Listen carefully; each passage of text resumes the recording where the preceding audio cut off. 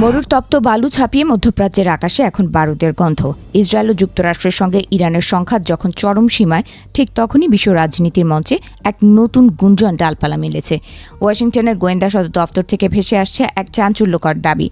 পর্দার আড়াল থেকে ইরানকে মারণাস্ত্রের যোগান দিচ্ছে ড্রাগন তথা চীন। এই একটি খবরেই যেন কেঁপে উঠেছে ভূরাজনীতির মানচিত্র।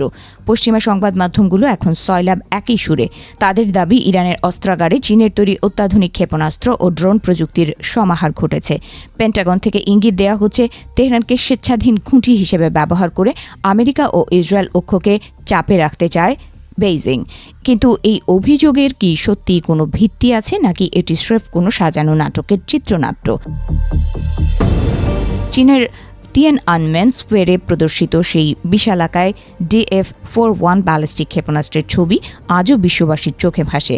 চীনের সামরিক শক্তির সেই দাপট কি এখন ইরানের হাত ধরে মধ্যপ্রাচ্যে আছড়ে পড়বে?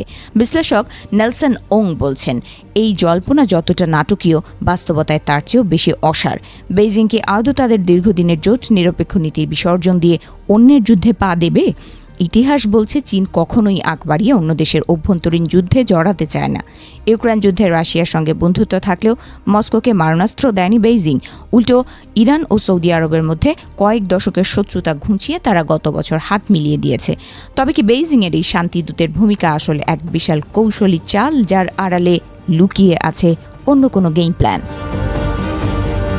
সব উত্তেজনার মূলে রয়েছে জ্বালানি তেল। অভিযোগ উঠেছে, ইরান থেকে নিরবচ্ছিন্ন তেল সরবরাহের নিশ্চয়তা পেতেই বেইজিং অস্ত্র দিচ্ছে।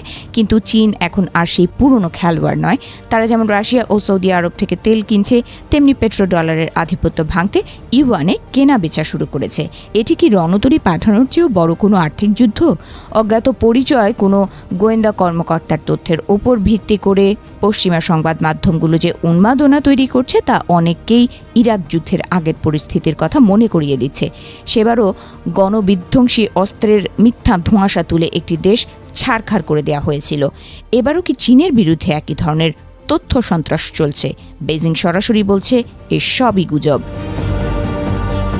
ড্রাগন কিন্তু সহজে রেগে ওঠে না। চারদিকে যখন উত্তেজনার ম্যাচকাঠি জ্বালানো হচ্ছে, চীন তখন এক অদ্ভুত হিম শীতল নীরবতা বজায় রাখছে।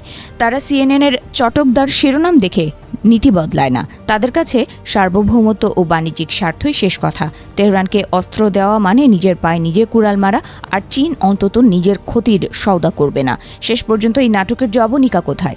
ইরানকে অস্ত্র দেওয়ার গল্পটি হয়তো স্রেফ একটি ভূরাজনৈতিক গুজব হয়েই রয়ে যাবে। তবে এই বিতর্কের আড়ালে স্পষ্ট হয়ে উঠেছে এক নতুন মেরুকরণ, যেখানে একদিকে রয়েছে ওয়াশিংটনের হুঙ্কার আর অন্যদিকে বেইজিংয়ের ধীর শক্তিশালী চাল।